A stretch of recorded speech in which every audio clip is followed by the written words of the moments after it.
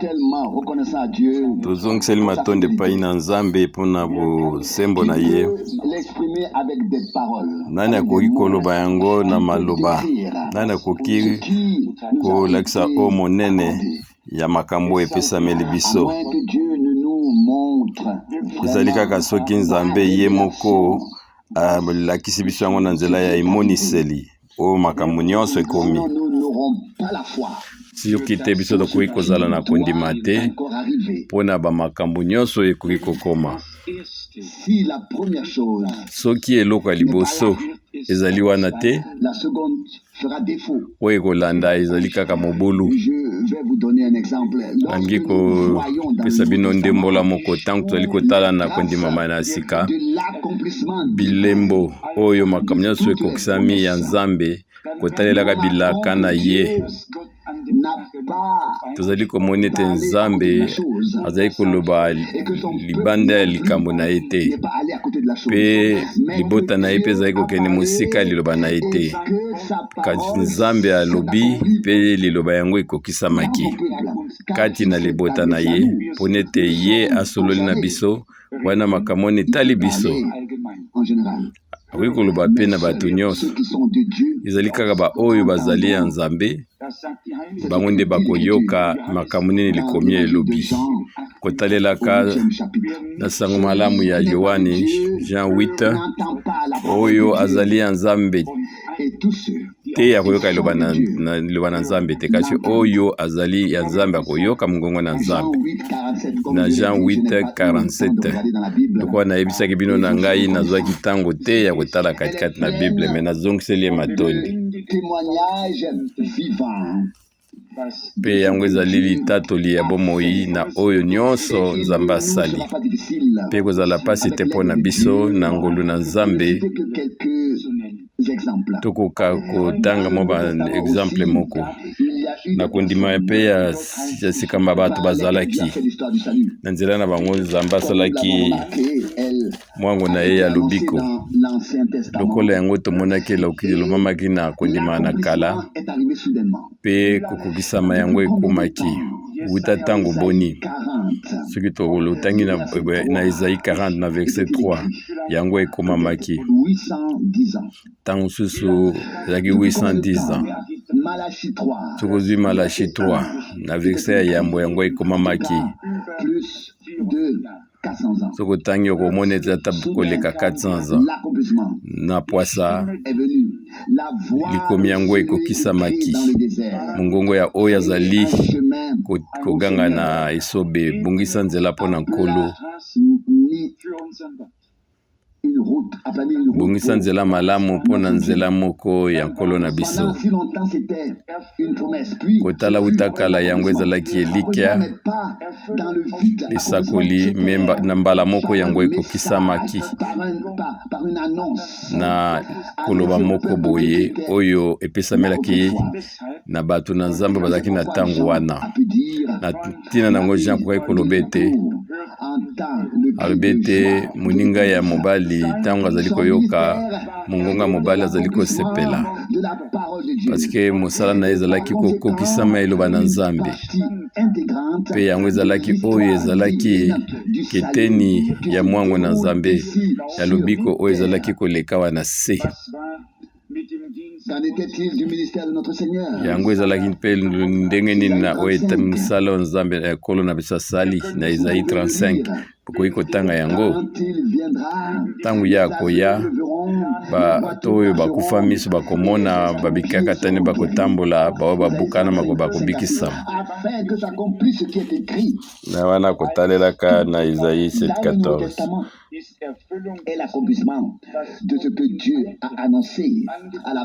wana ezalaki makambo nyonso nzambe alobaki yango na ebandeli, mpe ntango mosusu tokozonga lisusu mpe yango ezali kolanda na ntina ntango na biso.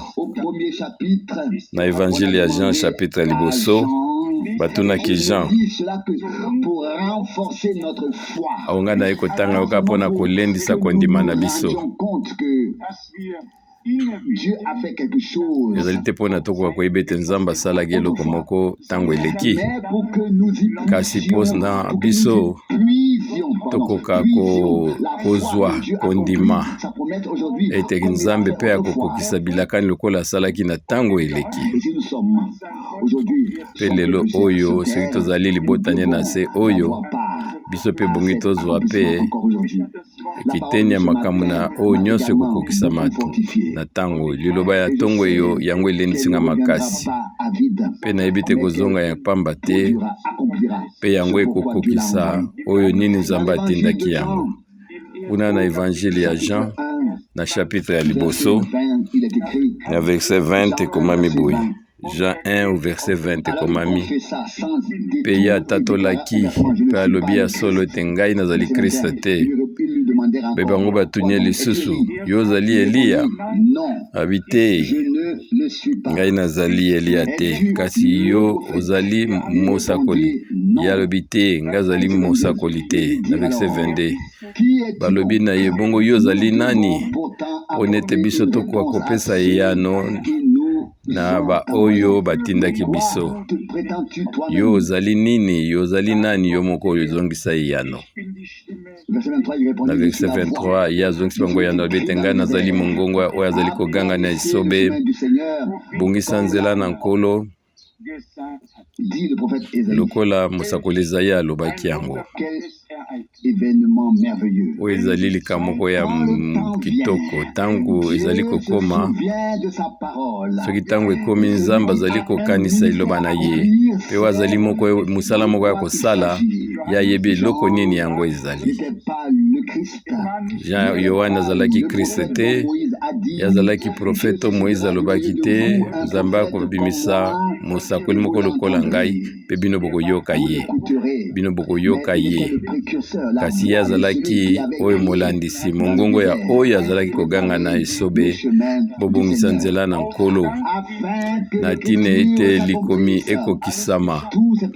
Nyonso elekaki na tina ete liloba na Nzambe ekokisama na se oyo. Yango ezali ndenge wana mpe kosalaka kaka ndenge wana. Na Matthieu chapitre 1 ezali makomi oyo biso toyebi yango me ebongi ete yango elendisa biso. Na verset 22 Matthieu 1 au verset 22. Matthieu 1 22 nyonso wana ekomaki na tina ete liloba ekokisama oyo Nkolo alobaki na nzela ya basakoli alobaki ete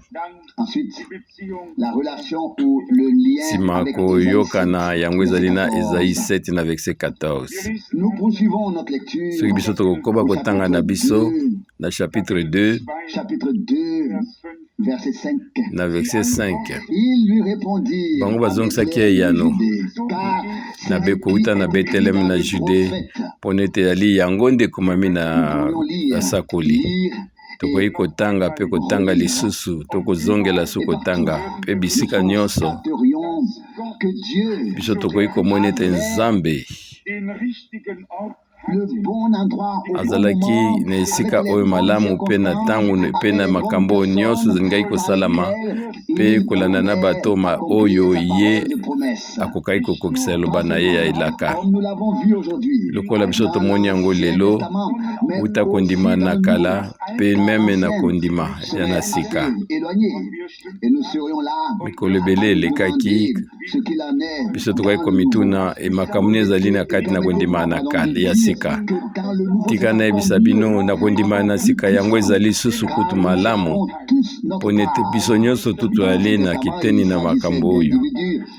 Na Ancien Testament ezalaki na mutu moko puisima lingomba mobimba, me na Nouveau Testament ezali nde lingomba na Nzambe na bomoi oyo etali mabota nyonso, monoko nyonso, bikolo nyonso mpona ekomapi na nzela na yo mabota nyonso ya mokili ekopambolama. Genèse 12 na verset 3. Ezali kaka libota moko te me mabota nyonso. Na Matthieu 2 na verset 15 ekomami ete ye atikalaki ntina kufa ya Herode Ainsi devait s'accomplir na ntina na yango likomi ekokisama oyo elobaki ete na nzela ya nkolo na nzela ya nkolo na basakoli abi ete kowuta na Egypte nga nabengi mwana na ngai oyo azali kotanga yango mokanda na Osée 11:1 ya komona ete ezali mpona bana na Israel mpona yango nde komamaki na mbala liboso kende yebisa Faraon tika libota na nge bima ezali nde mbala liboso nde likomi wana elobanaki kasi boyeba ete likomi moko ekoki koyebana ndimbola mibale lokola tomonaki yango Yohani na Jean 20 na nguya mpe molimo na Eliya me ye azalaki Eliya te oyo akoya liboso ete mokili ekoka kokweya mpona ete mokolo akoya yango mokili oyo ekoleka na pwasa etali ba 2000 eleki mpe mokili ezali kaka ndenge ezalaki kotalelaka oyo ya solo Yohana alobaki te ngai nazali Eli wana te mpe ayebaki te Eliya akoya liboso ete mokolo monene ya nkolo ekoka kokoma eza na eloba moko mpe elobami na kondima na sika ete soki totangi kuna na mokanda na Matthieu chapitre 17 wuta kala nsima ya emile ya mosala na Eli na Matthieu 17 na verset 11 Matthieu 17:11 yazongiseli bango alobi ete Eliya akoya mpe ye akozongisa biloko nyonso akozongisa makambo nyonso ndenge ezalaki. Malachi 4:5 na tino etali mosala na Yohani Jean Baptiste kolo moko alobi boye Eliya yaki wana aza kokanisa Jean Baptiste mpona kiteni ya liboso eleki ya Malachi 4:5 mpona ete mitema ya batata ezongi na kondima na bana. Sasa epi oyo ezali ntango na biso mitema ya bana Nzambe ezali kozonga na batata na bango bantoma omoni ete verse moko makambo ezali omoi na 2000 d'intervalle. Nzambe azalaki na ntango moko azalaki na liloba azalaki mpe na moto oyo atindaki azalaki na libota me sasa epe azali na bato na ye mpe lokola na ntango na kala azalaki mpe na bato bazalaki koyeba ye. Ezali solo mpona ete Nzambe azali kopesa toujours pole na oyo makambo na ye na oyo eza ya malamu na Nzambe epai makambo molili ezali te epai na Nzambe nyonso ezali pole mpe ezali malamu na ntina na yango liloba na ye ezali kaka kongengisa libota na ye. Miso bazaloba ete solo ekomami awa kasi bango bazali kokokana bazosima makambo kasi bango bakamami na molimo na Nzambe te na solo nyonso awa ekomami awa ete na Matthieu 17 Eliya akoya mpe ye akozongisa makambo nyonso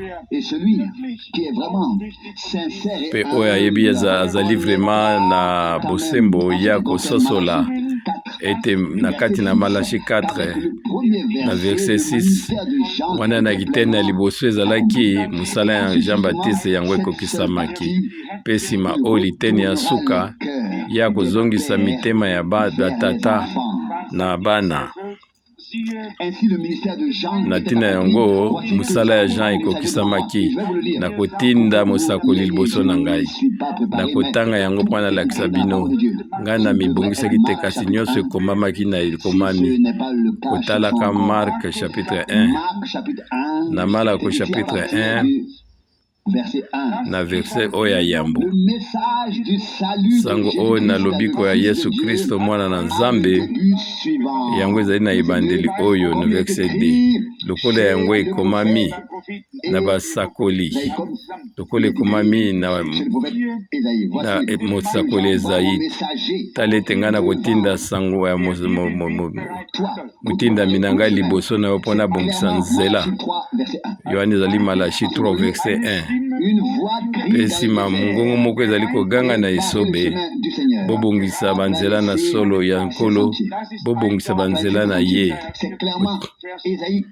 Wana ezali Esaïe 40 verset 3. Mutu moko akoki kowanga nango te. Nani yango akotelemela liloba na Nzambe? Liloba na Nzambe yango efo ekokisama. Oyo abotami sika ye akoki kotelemela liloba na Nzambe te. Kasi oyo abotami na nsima ye azali na boyokani moko na liloba na Nzambe, pe na motema na ye aza koloba amen, amen, amen. Pe awa tokoki kokosama te. Biso pe na ntongo kitoko oyo biso tolobaka amen na mitema na biso, ata na mitema na biso na kati. Kasi bongi na biso togangaka bipona ete biso nyonso pona ete bakiti ekoki koganga te, bongi te baoyo bavandi na bakiti bango nde baloba amen soki eloko moko etuti bango na motema. Ekosala eloko moko ekwa mabe eza te. Wana kute kopesa biso konetolama lisusu na oyo eza na mitema na biso vis-à-vis na Nzambe.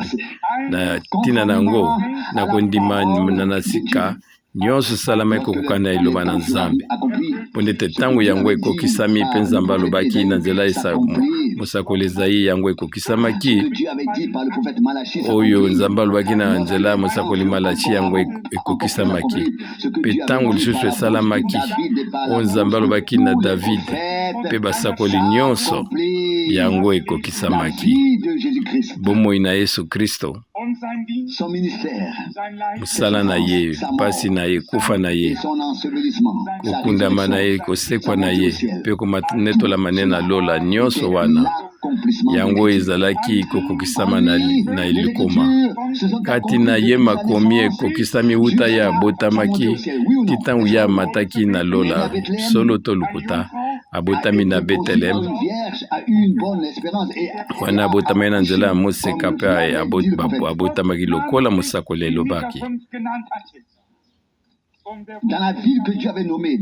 Na mokanda oyo Michel alobaki na 5 alobaki ville wana ye alobaki yango paske Nzambe alobaki kouta na lola.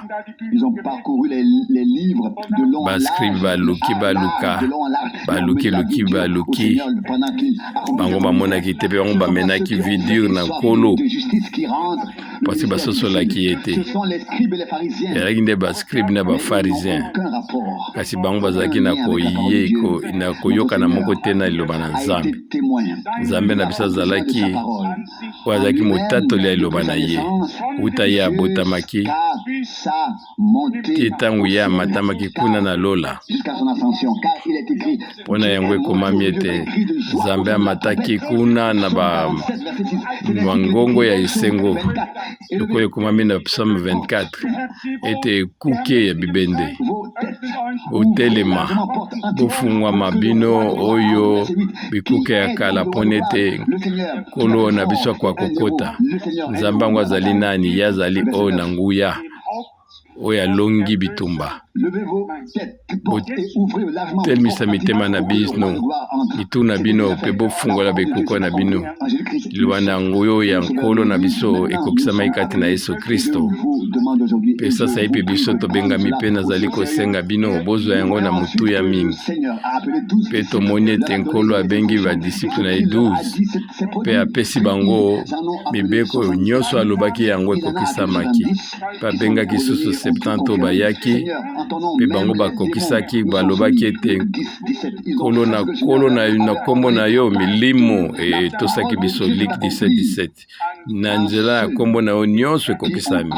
Pe liloba na Nzambe ekokisami na nzela ya bato nyonso oyo bandimaki nkolo. Pe liloba na yango ezali kokokisama na mobimba na yango.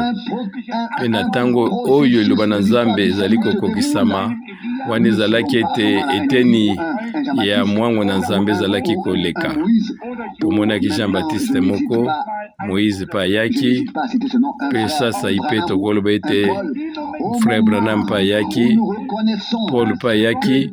Pe na ntango biso ezali koyeba ete nkolo azali kokokisa mwango na ye na se aoyo ezali mutu te kasi ezali nzambe ye moko nde azali kozwa munoko ya mutu mpe azali kosolola mpe aza na posa makolo ya mutu mpona atambola na yango. Nzambe atindi basali na ye ntongo mpe pokwa mpe nkolo azwaki badisposition na ye nyonso mpona ete soki atindi moto ete ye bayambi ye moto oyo nyonso to akoyamba ye oyo akoyamba moto oyo nga na tinda yambi ngai Jean 13:20. Biso tozali na ntango na suka na oyo etali mwango ya suka na nzambe katikati na lingomba na ye oyo yango ezali lolenge moko mpona biso twali ebulukutu ya bandimi toza na pasi te komona oyo nini nzambe azali mpe kosala mpona Israel. Ndeko moko abengi ngai ava na kota na esika alobi na ngai boyi alobi na ngai wana ye azalaki na epai bakobunda kala mpe ye ayebisi ngai ezalaki na mawa mingi makambo nyonso elekaki na mboka oyo koleka 40 ans mpe alobaki eloko moko yango ebongaki ekoma mpona ete bajuif bazonga na mboka na bango. Biso tokoloba ete mpona nini yango ekokaki kokoma boye to yango esalamaki boye mpe biso mpe tokaki komituna ete na ntango ete bana nyonso oyo bazalaki na mbula se ya ba 2 ans bango basala ata libunga moko te babomamaki bango. Bato bazalaki koloba ete me nzambe na bino azalaki wapi? Nzambe oyo atoni na bolingo amonaki makambo ya ndenge wana ezali koleka te. Moto nano andimi wana ya bato ya moke andimi nano te. Bato oyo bazangi kondima bakoloba ete biso tokozwa likomi tokozwa eyano mpona yango ekomami ete yango ekomamaki na likomi. Jeremie 31:15 toyoki kolela uta na Rama mpe bato bazali komiyimayima mpona ete Rachel alingi te bakonsole mpona makambo ekomeli ye lokola bana na nzambe. Biso tokoloba te mpona nini likambo ekomaki boye. Ebongi na biso totikala tomemama na mwango na nzambe. Biso tokoki koloba te ete mpona nini nzambe asalaki bato na lotina ete bakweya. So tobandi komituna boye wana nano biso tobandi te. Biso totelemi na moboko oyo ya kondima mpe biso zali kotalelaka koleka makambo wana nyonso tokomona ete ezali mwango na nzambe oyo apesi na bana ne mibali mpe bana ne basi bomoi na seko na ntina ete bakoka koyeba mwango na ye. Mpe biso nyonso tozalaki kolela nzambe akopangusa mpinzoli na biso mpe akoloba bokota na esengo ya kolo na bino. Biso tozali kotika mwango na ye ememama biso na acte kola azalaki Pierre Petre azalaki koloba ete nyonso yango ezalaki koleka lokola yango ekokisami. Acte chapitre 1 na verset 16 ekomami awa ete bandeko ebongaki ete yango ekokisama likomi yale ekokisama ete Molimo Santu ye alobaki yango uta kala na munoko na David. Liloba oyo ya likomi yango ebongaki ekokisama. Nkolo alobaki epete nkolo akumisama mpe ye atatoli eloko moko na oyo etali libota na Israele na nzela Moïse alobaki ete bango bakopanza bango na mokili mobimba mpe mopange ekolanda bango. Wana atalaki Yerusalem mpe alelaki alobi ete mbala boni ngai alingaki nakoka kozingazinga bino lokola soso azali kobatela bana na ye me bino bolingi yango te. Kasasa yipi esika bovandi yango bakobengana bino mpe kotikala kaka mabanga likolo na mabango. Mpe yabi te ntango bino bokomona makambo ekokoma oyo nyonso bazali na Jude bakita lisusu te baluka kozwa biloko oyo kasi bango bakima mpona ete yango ezali mikolo oyo nzambe azali komonisama na mokili. Ezali na ndenge mibale nzambe azali komimonisa azali komonisama na baoyo bandimi ye wana mpo na ngolu, kasi oyo azali kondima ngolu na Nzambe te, ye akozwa esambisami kowuta na Nzambe. Wana moyengu justice ya Nzambe nde kosalama. Tozali kotala nyonso, pe biso tozali kotala koleka na tango, pe tozali kotala makambo nyonso Nzambe asali, pe biso tozali komona ete ye asali eloko moko pe lelo na tango na biso. Yango nde tozali koloba likambo wana, makambo wana na nzela nango te biso ebongi na biso tokangama. Pe biso tokoki toujours kozwa misapi na biso, pe tokoka na koloba ete lelo ete na miso na biso makomi ezali kokokisama to katikati na biso to na Israel oyo ekomisamaki na basakoli na Nouveau Testament to na kondima na kala. Mpo na biso ezali ntango nyonso kondima na biso ezali kolendesama lisusu, mpona ete biso tozali komikosa te. Ezali na bandimi oyo te oyo bazali makasi, oyo baza na bosenga teke bakoka so kolendisa bango, kasi biso zali basakoli oyo basengami bazala toujours konsole ntango nyonso. Oyo azokanisa ete ye akoki na nyonso, ye akoki koyeba ete azali nde na eloko moko te. Yango nde Apocalypse chapitre 3 ezali koloba na biso ete ngai nazali na mutu na bozwi, me lilobi ete ozali na eloko te, eloko ozali na eloko moko te. Apocalypse 3:17. Biso tozali koyeba ndenge nini biso tozali, pe tozali koyeba nguya na Nzambe, pe bilaka nyonso Nzambe apesi biso na nzela na ngolu na ye. Oyo alakaki ye azali kokokisa yango. Okoki kotala na chapitre 2 na Yohane chapitre 2,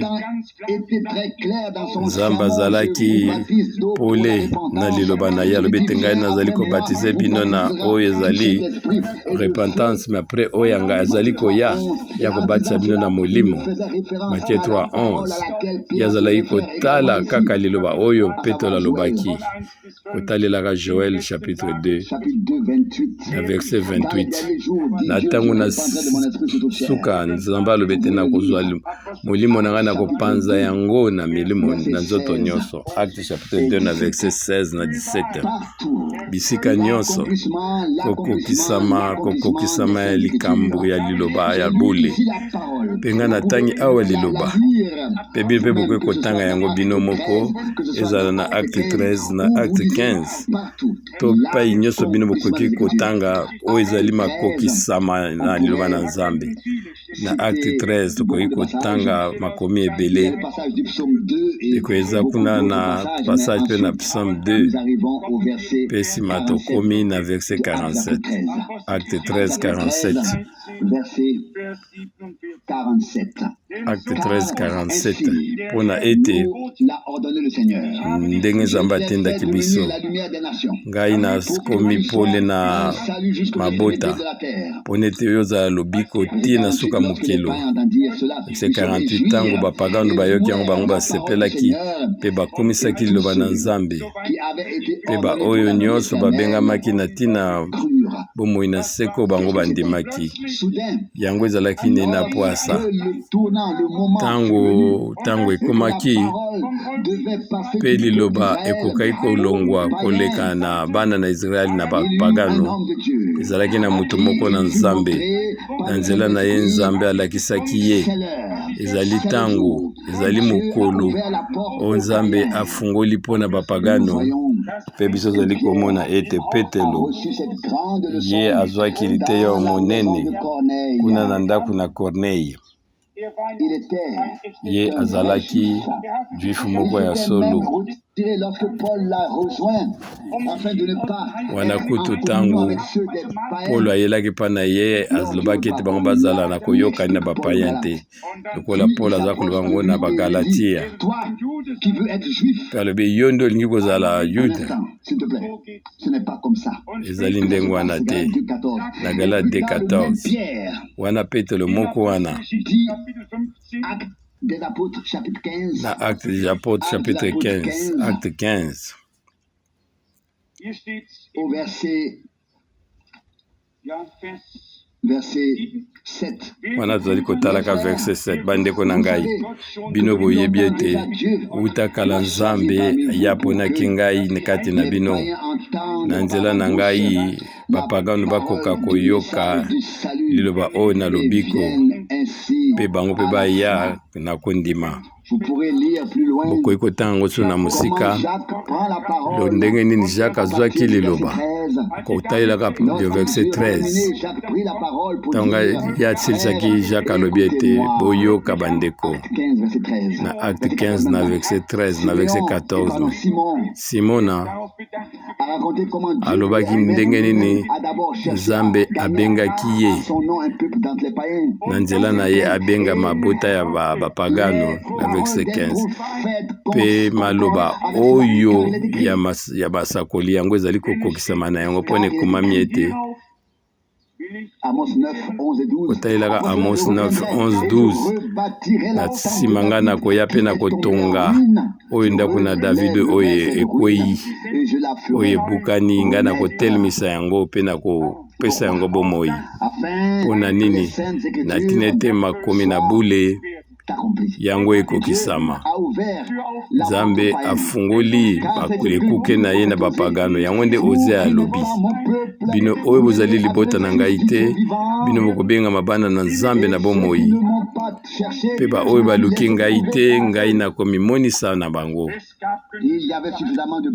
Ezalaki na bilaka ebele na ntina yango Nkolo kotalelaka na mwango oyo atindaki oyo ya ye apesaki bango mobeko alobiaki na oyo bazalaki 12 apôtres mpe 70 apres alobi ete bokende na nzela bapagano te ngai natendi bino kaka epai na bana na Israele oyo babungi.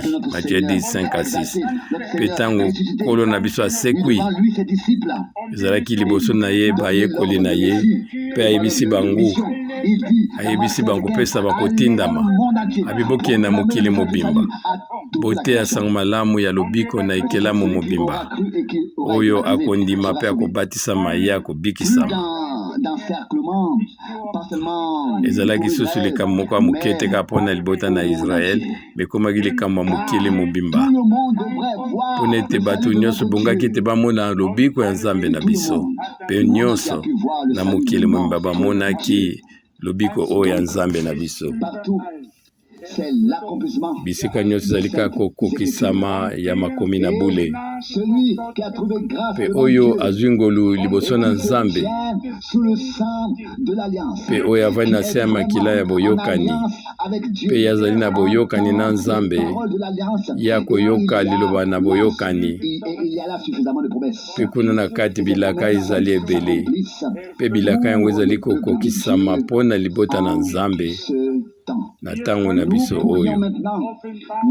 Ebongi na biso sikoyo totanga nanu verset 4 ya Apocalypse 18. Toki kotanga makomi ebele katikati na Biblia oyo ezali kotalelaka mokolo na biso wana kobengamaka lingomba ya mwasi libala na Nkolo. Biso toyebi ete nyonso mibale ezali esika moko. Lingomba ezali yango ekomami na Apocalypse 2:3 komela mwanje na lingomba ekomami 7 fois nsima na yango sango epesameli na lingomba mpe na suka ya kotindama ya mokanda oyo ezali oyo promese Nzambe apesi balongi kati na lingomba ezali na baoyo baponami na baoyo babiengami mpona ete mingi babiengami kasi ndambo kaka baponami. Baponami bazali baoyo bazali kotambola na lolenge moko na Abraham bango bazali kozwa liloba na elaka mpe ezali obe ndengo wana Abraham akoloba ete ezali kitoko bino boyoki Nkolo atamonaki ngai mpe apesi ngai eloko songolo eloko moko mwa monene Nzambe alobaki, Nzambe alobeli ngai, Nzambe alobeli biso, biso tososoli ete yango ezali liloba mpona ntango na biso. Pe na yango biso tokei kotalelaka liloba na ye, biso totikali na nsima te mpona ete Nzambe abengi biso lokola abengaki Abraham.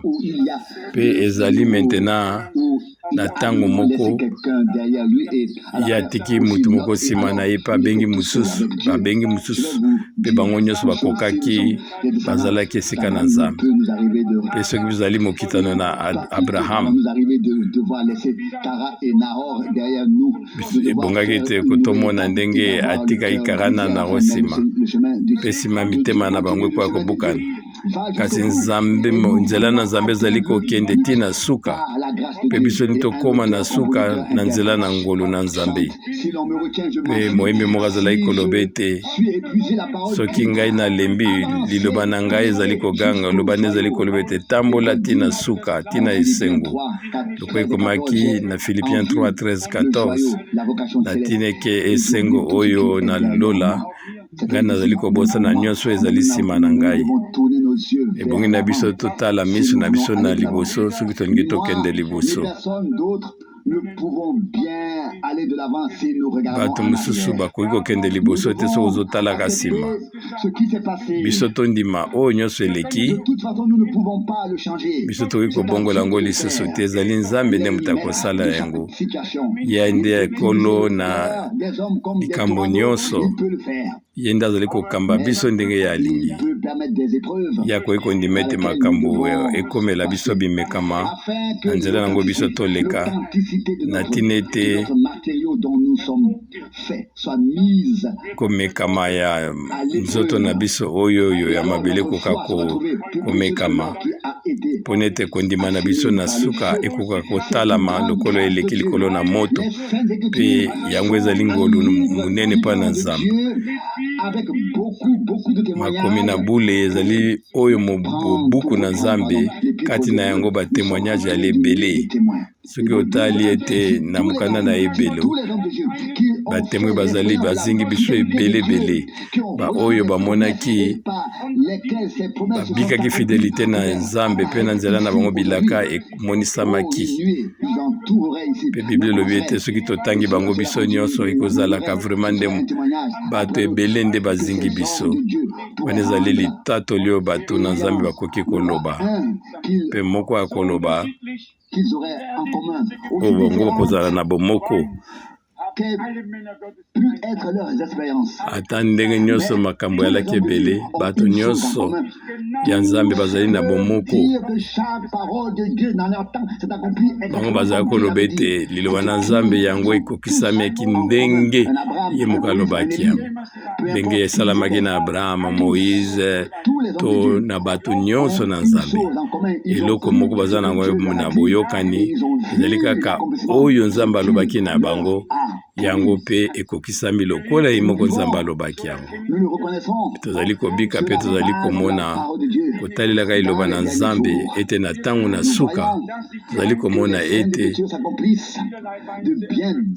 makomi na bule ezali kokokisama lolenge na lolenge, pe biso pe tokokende maboko pamba te.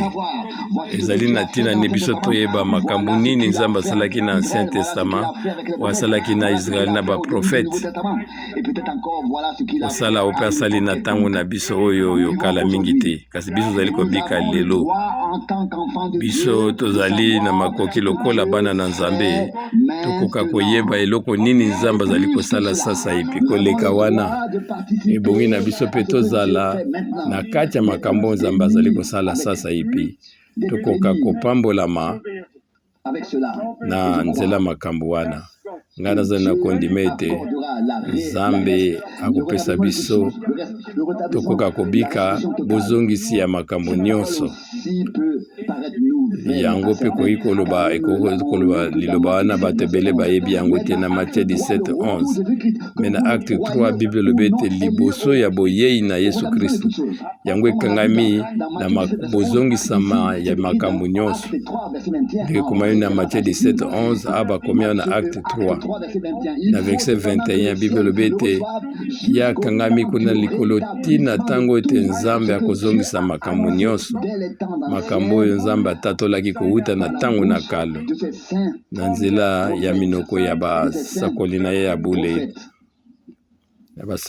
ya bule, kotalelaka makomi oyo Yesu Kristo atikali na lola kuna na nkembo tina tango oyo te oyo nyonso to kozongisama ya nyonso ifo emonisama mpe nsima nango ya koya eza te mpo na koya kobongisa lingoma moko ebukani to ekabwani te.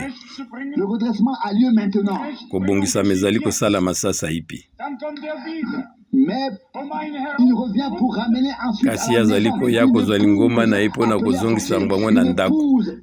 Mwasi na libala moko abengami abima oyo bango baponami oyo bazali na bomoko bango nde bazali kokende kokutana na mobali ya libala yoani yango nde ezali wana mpo na biso soki biso tososoli yango elakisi ete biso mpe tososoli ntango nyonso tozali ntango nini Nzambe ye kotala biso toyebi ntango wana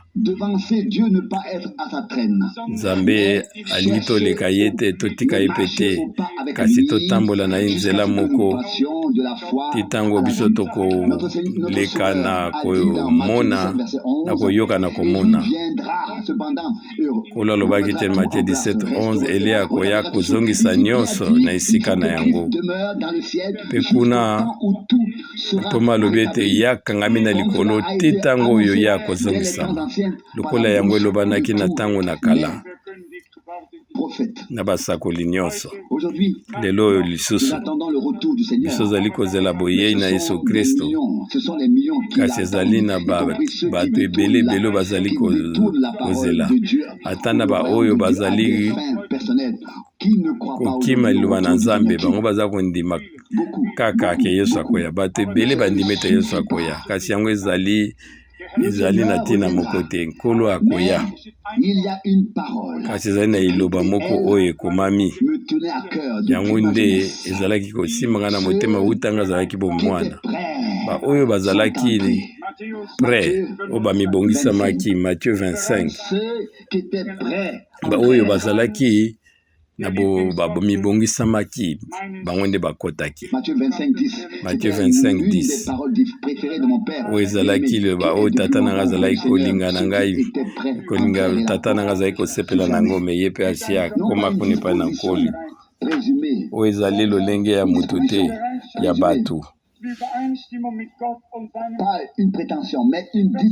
kasi oyo ezali kobongisama moko na kokokana na Nzambe na liloba na ye kokangamaka na liloba na ye eloko moko oyo yango moko te no Nzambe azali kotinda sango na ye bato bakimaki na désert na Jean 3:5 Matthieu 3:5 bango bakende kotala kaka Jean Baptiste te ye alataki na ye bilamba oyo ya banyama baposo banyama bazalaki kotala banda komona Jean Baptiste te bato mosusu bazalaki koseka ye kasi ezalaki na bato mosusu bango bayebi mpona nini bango bazalaki kokende bango babengamaki mpona bakende koyoka sango na Nzambe mpe bango bamibongisamaki yango elolenge moko mpe ezali na ntango na biso motu moko aloba ete biso ezali kolanda Paul to Branham to Moïse te biso ezali kolanda nkolo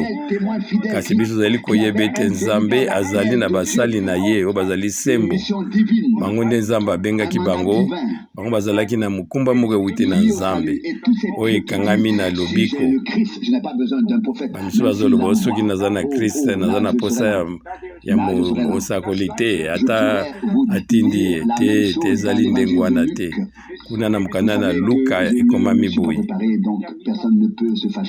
nga nayaki kaka boye moto moko takanisaki naza koteya aza koteya ye kasi biso nyonso to makambo etali biso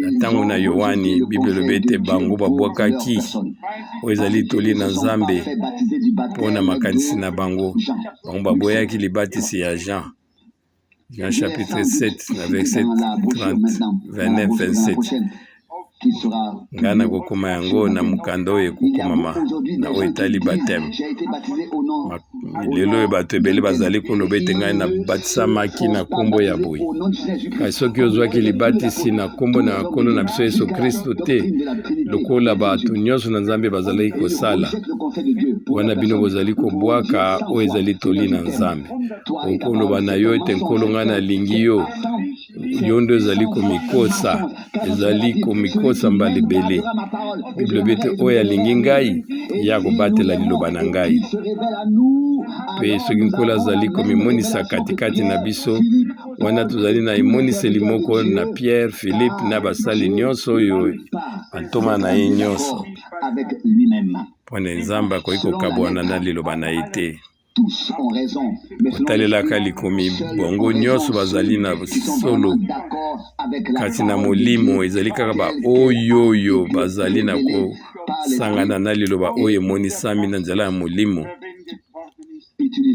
bango nde Nzambe azali kosalela na bango tokoki koloba boye na bokuse liboso na biso tokoka kozongisa matondo epai na Nzambe mpe na kati na biso nyonso oyo nyonso Nzambe alakaki na Noe na Abraham na Isaac na Yakobo oyo nyonso Nzambe alakaki na libota na ye libota na Israel bilaka nyonso tu oyo ezali na kondima na sika yango ekokisamaki yango eleki deja mpe oyo nano ezali koya yango mpe ekokokisama bilaka nyonso ekokokisama mpona ete liloba oyo na bule ya Nzambe yango nde elobi biso bongi na biso tokoka kokangama na yango a 100% mpe nyonso ekoleka lokola ye alobaki yango mposa na biso ezali sasa ye mpe ete tozala na kati ya makambo oyo Nzambe azali kosala sasa ipi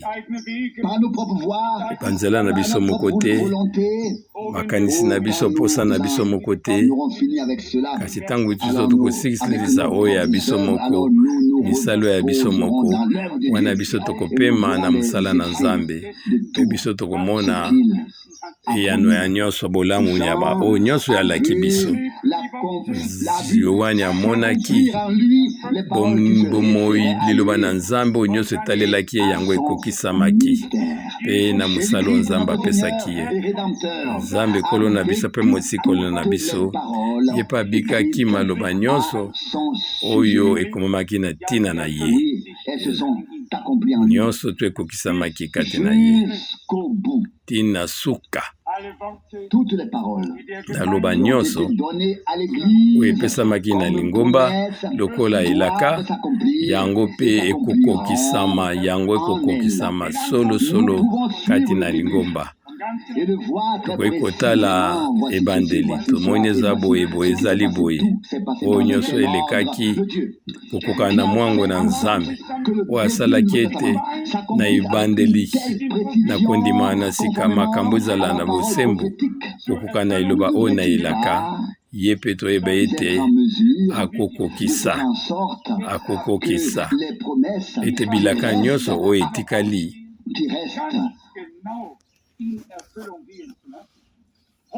ya kosala ete bilaka nyonso etikali yango mpe ekokisama na suka na lolenge moko ye moko alakaki yango wana nazali koyoka bato mosusu bazali koloba wana bazangi kondima oyo bazali kokanisa ye ete soki Moïse moko azalaki awa nde biso ngai tondima ngai mpe soki Abraham azalaki awa nde biso ngai tondima ye biso to tokoki koloba ndenge wana biso to tokoki mpe na ye au moins Paul était là. Même si bakolo bete soki Paul azalaki lisusu atoninga kotalela ye ezali ndenge wana te. Nyonso wana ezali molamu na ndenge na bato. Soki kaka bato bazalaki awa tokoki ko réellement kokonte ntina bango, mais ezali na ntina moko te. Ebongi na biso tondima totya elike na biso te na mosuni na motu te. Ebongi na biso topesa confiance na biso na Nzambe. Soki Moïse azalaki wana kosepela kobenga ye azala na biso, kasi soki Nzambe na Moïse azalaki kati wana, yango nde to wana ngo bosenga wana posa ya Nzambe oyo ya Abraham. Oh, comme j'aimerais que Pierre soit ici. Tokosepela te Paul aza Pierre lope azala wana À 100%. azala wana na mobimba na ye. Je m'assierai. Tokoki kovanda Dieu, je te remercie. mpe ngando baita Nzambe na ngwani na biso na sepeli na pesho matondi na ngai natika mesiko na koloba nini nakoyeba te nkolo yo pambola ngai.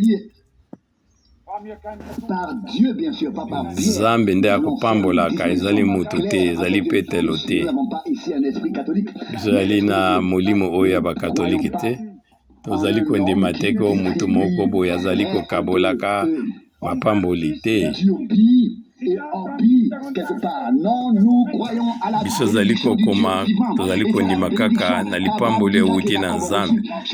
Bango bazwaki oyo Abraham azwaki, Isaac azwaki, Yakob azwaki, bato nyonso bazwaki parce que bandimaki Nzambe na bomoi. Biso pe tokosepela te frère Branham azalaka te na biso, nayebi te tokoki kosala nini soki azalaki awa, kasi Nzambe ye azwaki ye deja. Nga azalaki na kolela makasi ntango totelemaki wana toza kotala ndenge nini serikali na ye ezali kokota na mabele wana nga na tutamaki mingi mpe nalelaki mingi mpe nagangaki nga yo nkolo nayebaki eloko nini nakoki kosala te, tokanisaki te nyonso esuki mokili vraiment esuki lola ekweyaki nga nayebaki te likambo yango elinga kokoba sikoyo ndenge nini. Biso toza kolinga ete azala wana ngai bisi bino te ye mpe akoki kosala eloko kaka epai bandimi bazalaki bato bazalaki kondima bazali ata ye azali kati na biso awo balingaki kokritike ye po ezali ndenge ya bato, makambo ezaka ndenge mibale bato bakabwana, misusu bakosepela na yo, misusu bakosepela na yo te, ezala na politike, ezala na bonzambe, bisika nyonso eza na bato misusu bakosepela na yo, eza na bato misusu bakolinga yo te, misusu bakolinga na yo na motema mabe nyonso kaka yo mutu moko, bamisusu bakosepela na yo, bamisusu bakosepela na yo te. Na mwali te ya moko nga nayoka lisusu lelo ndeko Branham alobaki ete bato bazali kotuna ete yo lisusu azali nani. Misusu bazali koloba ete aza molimo mabe, misusu bakoloba ete aza mwana na Nzambe, baotuna Yesu oyo aza lisusu nani. Bato babi te toyebi oyo biso toyebaki azali nini, tomema soni na ye na ntina liloba na ye na ntina ya kombo na ye, mpe ye akotambola na biso elongo ntina suka. Tozali kozongisa matondi na nkolo mpona ete biso tozali kolanda nkolo moko azalaki na bantoma nyonso, mpe ye azali lolenge moko na lingomba na ye. Lingomba ezali koyoka liloba na ye, oyo bazali koyoka bilaka na ye, oyo bazali kotalela ye, batie likia na bango epai na ye, mpe azali kotambola na bango. Ye azali kati na biso, yango nde ye alobaki na liloba na ye, mpe yango nde biso ezali kondima. Ezali kaka ye nde tozali kondima, tokoka kozongisa matondi na biso, mpe tolobi amen. Totelema mpe tokoka kopesa matondi na nkolo. Liboso biso tokoka kosambela biso nyonso.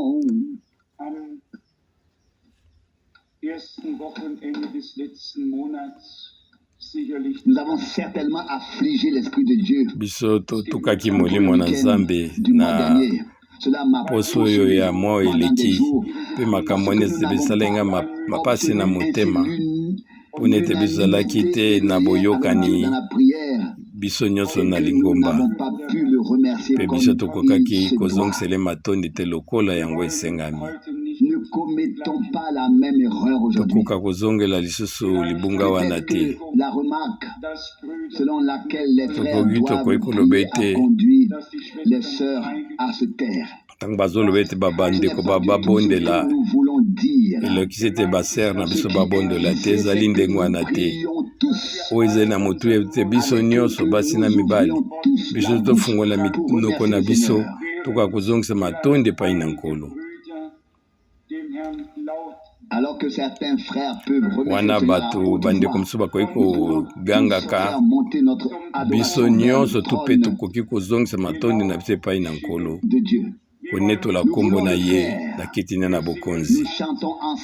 Toyembaka biso nyonso tozali koyoka eloba nyonso ya Nzambe pe biso nyonso ebongi na biso tokoka kobondela ye elongo na tina ete lokumu emata tina kiti na bokonzi na Nzambe.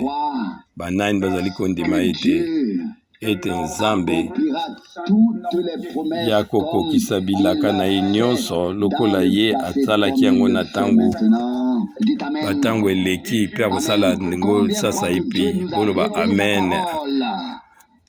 Bato boni bandimi ete Nzambe afungoleli biso liloba na ye.